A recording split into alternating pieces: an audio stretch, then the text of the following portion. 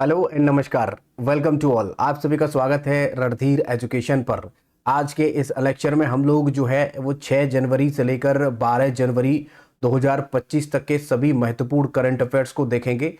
इन current affairs की जो class हम जब कंप्लीट करा देंगे, इसके बाद में आपको ये पीडीएफ भी प्रोवाइड करा देंगे टेलीग्राम चैनल पर। यदि अभी तक आप टेलीग्राम चैनल से नहीं जुड़े हैं तो लिंक हमने डिस्क्रिप्शन में दे दिया है, वहां पर जाकर के आप इसे ज्वाइन कर सकते हैं।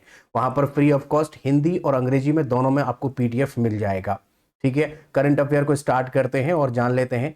हम सबसे पहले यहाँ पर एक क्वेश्चन लेंगे जो कि क्वेश्चन ऑफ द वीक होगा। अगर आप हमें फॉलो करते आए हैं तो इसका आंसर आप बहुत आसानी से दे देंगे। देखिए, क्वेश्चन है हमारा क्वेश्चन ऑफ द वीक कि किस राज्य में देश के पहले कांच के पुल का उद्घाटन किया गया था।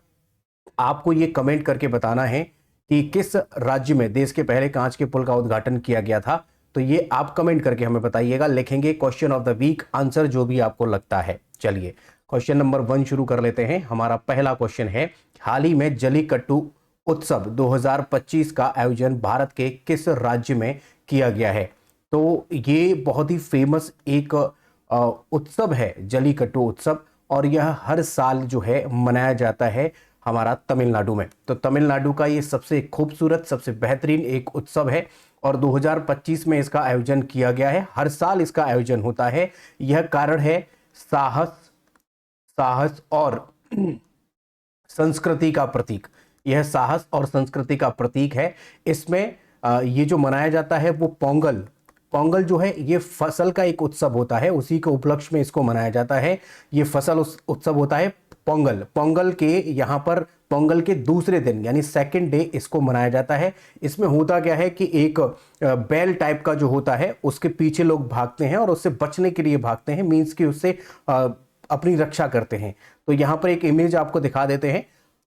ये है आपका जल्लीकट्टू उत्सव। ये आपने कई बार देखा भी होगा। यहाँ पर एक बैल होता है, बैल के आगे ये लोग भागते हैं जिससे कि अपने आप को बचा सकें। ये एक तरीके का यहाँ पर एक उत्सव मनाया जाता है। ठीक है भाई, यहाँ पर कुछ बातें देखें तो क्या ये एक जानवर के प्रति क्या एक क्रूरता नहीं है? तो इसके लिए 2017 में जो तमिलनाडु सरकार है, तमिलनाडु सरकार ने इसे कानूनी संरक्षण दिया है। किसको? जल्लीकट्टू को। इस पर बहुत सारे वाद विवाद होते रहे हैं, हालांकि सुप्रीम कोर्ट में कई बार इसकी सुनवाई होती रही है, लेकिन ध्यान रखना है तमिलनाडु की जो सरकार है, उस तमिलनाडु की सरकार ने 2017 में इसे एक राज्य का एक उत्सव घोषित किया है और इसे कानूनी दर्जा भी दिया गया है। ठीक है, चलिए दूसरा क्वेश्चन देखते हैं। भारत में होने वाले खो खो विश्व कप 2025 के लिए किसे शुभंकर घोषित किया गया है? शुभंकर जो है वो आपको बताना है। मस्कट जिसको बोलते हैं, मस्कट किसको घोषित किया गया है? आप जानते हैं कि खो खो जो हो रहा है इस बार वो पहली बार हो रहा है और इसका आयोजन हमारे भारत में ही हो रहा है। प्रीवियस क्लास में हम इसके बारे में बता चुके हैं और इसके ब्रांड एम्बेसडर जो हैं वो सलमान खान हैं। ये सब आपको पता है। तो यहां पर सवाल का आंसर लेते हैं तेजस और तारा। तेजस और तारा को खो खो विश्व कप 2025 के लिए शुभंकर घोषित किया गया है। आपको पता होना चाहिए कि यह कल से शुरू हो जाएगा, 13 जनवरी से लेकर ये 19 जनवरी तक कार्यक्रम चलेगा खो खो विश्व कप, और ये पहला विश्व कप है। तेजस और तारा की बात करते हैं तो ये हिरणों की, जो हिरन होते हैं उनकी एक जोड़ी है।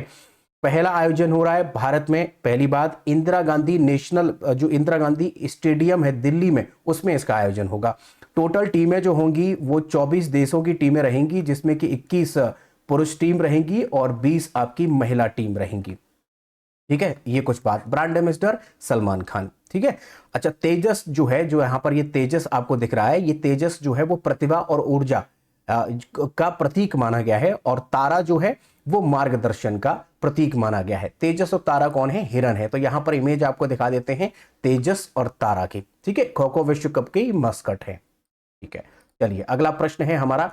हाल ही में जारी आंकड़ों के अनुसार मेट्रो रेल नेटवर्क के मामले में दुनिया में भारत की रैंक क्या है? जो मेट्रो रेल जो नेटवर्क है उसके मामले में भारत की रैंक क्या है? तो यहां पर भारत की रैंक तीसरी रैंक है, थर्ड रैंक है। तो तकरीबन अगर देखें तो 1000 किलोमीटर की टोटल लंबाई है हमारे भारत में। मेट्रो की, रेल की बात नहीं कर रहे हैं, मेट्रो रेल की बात कर रहे हैं हम, उस रेलगाड़ी की बात नहीं कर रहे हैं जो आप सोच रहे हो जो हमारे भारत में चलाई जाती हैं, उसकी बात नहीं कर रहे। यहां पर मेट्रो की बात चल रही है जो मेट्रो सिटीज में पाई जाती है। अगर कुछ स्टैटिक पोर्शन देखें कि भारत में पहली मेट्रो कहां चली, तो भारत की पहली मेट्रो या भारत की सबसे पुरानी मेट्रो जो है वो कोलकाता मेट्रो है, कोलकाता मेट्रो है। तो ये स्टैटिक पोर्शन भी आप ध्यान रखेंगे, 1984 में इसे शुरू किया गया था कलकत्ता में, ठीक है। अब यहां पर चूंकि हमारा देश तो तीसरे नंबर पर है, तो पहले पर कौन है, तो पहले पर है चीन और दूसरे नंबर पर है अमेरिका और तीसरे नंबर पर हमारा प्यारा भारत है, ठीक है। किसके मामले में, मेट्रो रेल नेटवर्क के मामले में यहां पर तीसरे नंबर पर है।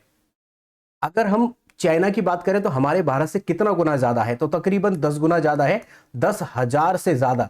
अब इस समय तो 10,900 कुछ है, तो कुल मिलाकर के हम 11,000 बोल सकते हैं। 11,000 किलोमीटर की वहां पर पूरी नेटवर्क है, इसमें चाइना में। चलिए अगला प्रश्न देखते हैं। हर हाल विश्व युद्ध अनाथ दिवस कब मनाया जाता है, हर साल, sorry, when is the world war orphans day observe every year. किस हर साल जो है मनाया जाता है वो 6 जनवरी को मनाया जाता है।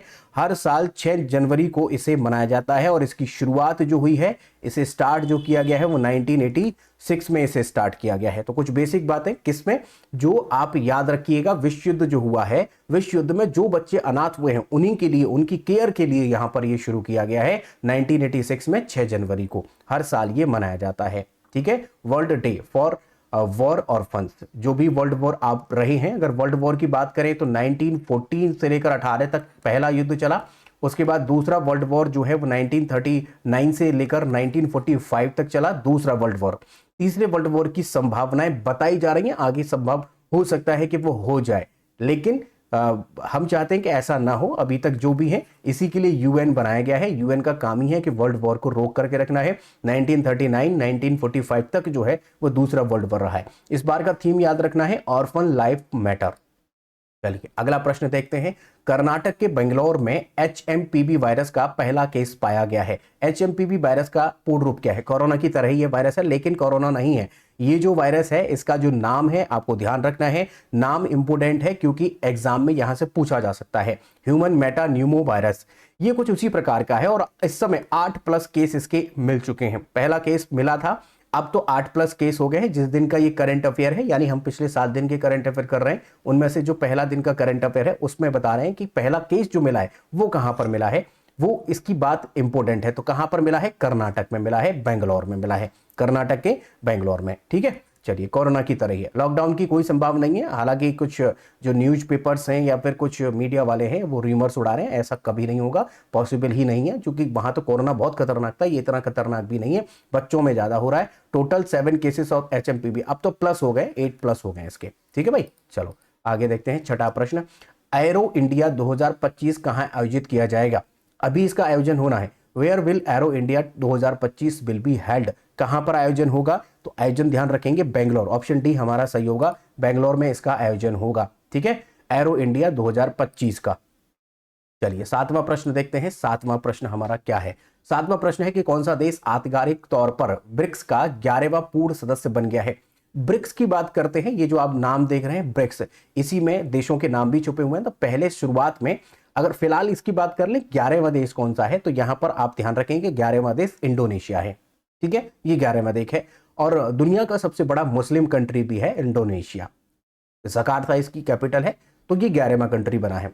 अगर बात करते हैं कुछ फैक्ट्स की कि इसकी स्थापना कब होती है, तो ध्यान रखेंगे ब्रिक्स जो है, जो पहले केवल ब्रिक के नाम से जाना जाता था, स्थापना जो है वो 2006 में हुई है। और स्थापना में जो जो देश हैं वो कौन कौन से हैं, तो देखिए यहां पर B फॉर ब्राजील है, ब्राजील, R फॉर रूस है, I फॉर इंडिया है यानी भारत है, इंडिया, और C फॉर यहां पर चाइना है, ठीक है। अब इसके बाद S जो जुड़ा है, ये तो संस्थापक देश हैं, लेकिन बाद में प्लस हो गया था आपका साउथ अफ्रीका। तो साउथ अफ्रीका को जुड़ने के बाद यहां पर 2007 में ये जुड़ता है साउथ अफ्रीका, उसके बाद इसका नाम हो जाता है ब्रिक्स। तो कुल मिलाकर शुरुआत में देखें तो केवल 4 कंट्री, उसके बाद 5 कंट्री और फिर और कंट्री इसमें जोड़ दिए गए हैं। 1 जनवरी को इसमें जो जोड़ा गया है, 1 जनवरी 2024 को जो जोड़ा गया है वो इसमें जोड़ा गया था UAE, ठीक है, ठीक है। उसके बाद इजिप्ट है, इजिप्ट, इथोपिया, ईरान और सऊदी अरब, ये कंट्री और जोड़े गए हैं। तो कुल मिलाकर के अब 11 हो जाते हैं और अभी अभी हाल ही में जो जुड़ा है वो इंडोनेशिया जुड़ा है। इंडोनेशिया की राजधानी जकार्ता है। ठीक है, यहां पर अगर इसका इमेज एक बार देख लीजिए, ये हमने एशिया का मैप लिया है। इस एशिया के मैप में रेड कलर से जो दिखाया है ये इंडोनेशिया है। इंडोनेशिया मुस्लिम कंट्री है और दुनिया का सबसे बड़ा मुस्लिम कंट्री है। द कैपिटल ऑफ इंडोनेशिया है जकार्ता।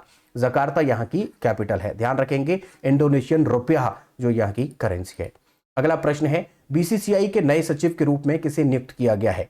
बीसीसीआई के नए सचिव के रूप में किसे नियुक्त किया गया है? क्योंकि बीसीसीआई के जो पहले हुआ करते थे, जो अमित शाह के पुत्र हैं जैसा, अब वो आपके यहां से जा चुके हैं, वो आईसीसी इंटरनेशनल क्रिकेट काउंसिल के यहाँ पर बन चुके हैं। इस वजह से इनकी जगह खाली थी। अब यहाँ पर जो बने हैं उनके बारे में ध्यान रखेंगे। देवजीत सौकिया, देवजीत सौकिया जो है वो जय शाह की जगह पर यहाँ पर आए हैं। किसकी जगह पर आए हैं? जय शाह की जगह पर। ठीक है, जय शाह कहां पहुंचे हैं? आईसीसी इंटरनेशनल क्रिकेट काउंसिल में ये पहुंच चुके हैं। ठीक है भाई, ये बात ध्यान रखेंगे। ओके, देवजीत सौकिया की ये इमेज है, वो ध्यान रखना है। यहां पर कुछ देखिएगा, यहां पर हम बात आ रहे हैं कि board of control for cricket in India, ये जो बीसीसीआई है इसकी स्थापना जो है दिसंबर 1928 में होती है। हेडक्वार्टर मुंबई में है और प्रेसिडेंट इस समय पर है जो रोजर बिन्नी है। रोजर बिन्नी इसके प्रेसिडेंट हैं। तो यहां पर जो हम बात कर रहे हैं ये सेक्रेटरी की बात कर रहे हैं, सेक्रेटरी ऑफ बीसीसीआई। ठीक है, चेयरमैन आप ध्यान रखेंगे, प्रेसिडेंट। अगला प्रश्न है, हाल ही में किस देश के प्रधानमंत्री जस्टिन ट्रूडो ने इस्तीफा दिया है? बहुत ज्यादा चर्चा में रहते हैं जस्टिन ट्रूडो, और जस्टिन ट्रूडो जो है वो कनाडा के यहाँ पर आपके प्रधानमंत्री हैं। कार्यकाल इनका पूरा होने जा रहा है और दूसरी सरकार यहाँ पर आ रही है। इस वजह से अभी एक्टिंग प्रेसिडेंट के रूप में काम करेंगे, पीएम के रूप में, और कुछ समय बाद फिर अपना त्याग कर देंगे। अब प्रत्याग इन्होंने रेजिग्नेशन तो दे दिया है, लेकिन एक्टिंग के रूप में काम करना पड़ेगा कुछ दिन के लिए। कनाडा, ये आप देख रहे हैं नॉर्थ अमेरिका का हमने मैप लिया है। कनाडा जो है ओटावा इसकी राजधानी है और कनेडियन डॉलर यहाँ की करेंसी है। अगला प्रश्न देखते हैं। अगला प्रश्न देखिए, यहां पर कुछ बातें और आपको स्ट्रैटेजी बताते, जैसे कुछ बातें ध्यान रखेंगे आप। वो क्या? जैसे कनाडा की जो कैपिटल है वो ओटावा है, वो हमने बता दिया। यहां का सबसे बड़ा शहर पूछा जाता है, सबसे बड़ा शहर, तो सबसे बड़ा शहर जो है वो टोरंटो है, वो ध्यान रखना है आपको। टोरंटो 1987 का मॉन्ट्रियल प्रोटोकॉल आप ध्यान रखेंगे। मॉन्ट्रियल प्रोटोकॉल जो एग्जाम में अक्सर पूछे जाते हैं स्टैटिक में। मॉन्ट्रियल प्रोटोकॉल 1987 में हुआ है। ओजोन परत की क्षरण को, जो उसका क्षरण हो रहा है उसको रोकने के लिए यहां पर किया गया था। चलिए अगला प्रश्न देखते हैं। पृथ्वी गुणन दिवस हर साल कब मनाया जाता है? पृथ्वी गुणन दिवस जो है हर साल 8 जनवरी को मनाया जाता है।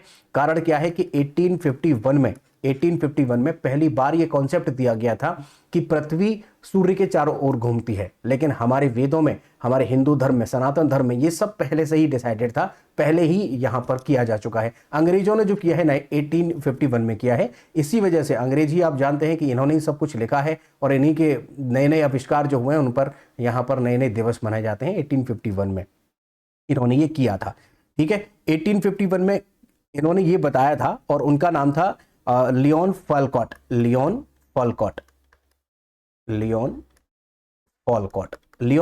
ने ये बताया था 1851 में कि जो हमारा सूर्य है, सूर्य के चारों तरफ हमारी पृथ्वी घूमती है। ठीक है, चलिए अगला प्रश्न देखते हैं। किस राज्य सरकार ने हाल ही में सिंधु घाटी सभ्यता की लिपि को डिकोड करने के लिए $1 मिलियन के पुरस्कार की घोषणा की है? मतलब यहां पर जो है आप जानते हैं कि सिंधु घाटी सभ्यता की जो खोज है वो, हालांकि हमारी जो खोज हुई थी वो 1900 में हो चुकी थी, है ना, 1900 में हो चुकी थी, लेकिन इसकी पहली खोज जो जगह खोजी जाती है, ये टीला तो देख लिया था 19 में जॉन मार्शल ने, लेकिन 1921 में दयाराम साहनी ने सबसे पहला एक जगह खोजी जिसका नाम था हड़प्पा। तो इसीलिए उसका नाम पड़ा हड़प्पा सभ्यता। सिंधु घाटी सभ्यता 1921 में इसे पहली जगह खोजी गई। 1900 में पहली ये जो स्थल है इसे खोज लिया गया था, लेकिन खुदाई नहीं हुई थी। खुदाई दयाराम साहनी के समय पर हुई थी। अब वहां पर जो लिपियां मिली हैं वो हमें अभी तक समझ में नहीं आई हैं। हमारी भारत सरकार हो उसे नहीं पढ़ पाई है। उसे लिखा जो गया है वो ऐसे लिखा गया है, पहली जो पंक्ति है वो राइट से लेफ्ट लिखी गई है, दूसरी पंक्ति लेफ्ट टू राइट लिखी गई है। मींस कि इस तरीके से ये, इसको लिपि को कहते हैं वेंड्रोफेंट्रम लिपि। ये वेंड्रोफेंट्रम लिपि है, इसमें बहुत सारे चिन्हों का इस्तेमाल किया गया, लेकिन अभी तक पढ़ नहीं पाए। और ऐसा अनाउंसमेंट जो किया है वो तमिलनाडु सरकार ने किया है कि अब आने वाले समय में अगर कोई इसे पढ़ लेता है, डिकोड कर लेता है, तो फिर यहां पर हम उसे इतने रुपए देंगे। चलिए अगला प्रश्न है, भारतीय अंतरिक्ष अनुसंधान संगठन इसरो के नए अध्यक्ष के रूप में किसे नियुक्त किया गया है? यहां पर एस सोमनाथ नहीं होगा, एस सोमनाथ की जगह पर आए हैं इसलिए ये जरूरी है, तो आंसर हो जाएगा वी नारायण। वी नारायण को यहां पर किया गया है एस सोमनाथ की जगह पर। इसरो के बारे में आप ध्यान रखिएगा, इसरो। चलिए अगला प्रश्न है 13वां, केंद्र सरकार के राजघाट परिसर में भारत के किस पूर्व राष्ट्रपति के स्मारक को मंजूरी दी गई है?